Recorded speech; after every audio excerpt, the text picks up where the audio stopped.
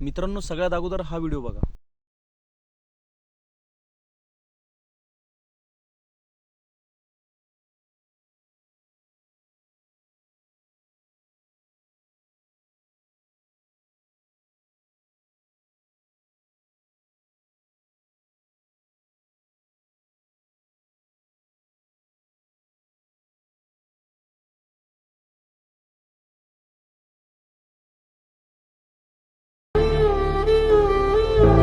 Video बघून काय समजलं त्याने विचारलं. करा थोडासा विचार. ही तीच मुलं आहेत ज्यांचे आईवडील गोरगरीब, त्यांना राहण्यासाठी घराची व्यवस्था नाही.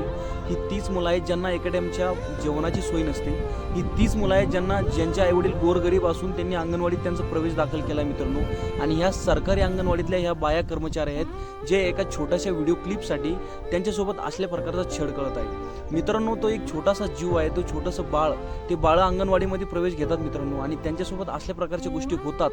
या गोष्टी घडणं मित्रांनो हे कलियुगाचं एक छोटंसं उदाहरण आहे. आता तुम्ही बाकीचा विचार करून टाका, मला जास्त त्याबद्दल काही बोलता येणार नाही. पश्चाताप होतोय मित्रांनो. असल्या प्रकारची व्हिडिओ ज्यावेळेस डोळ्यासमोर येतात, विचार करणं बंद होऊन जातं, मास्टर बुद्धी भ्रष्ट होण्याचं काम होतं मित्रांनो. असल्या प्रकारचे व्हिडिओ मित्रांनो जेव्हा बघितले जातात तेव्हा त्या व्हिडिओ मागचा विचार कसा करावा याच गोष्टीमध्ये डोकं दुखायला लागतं.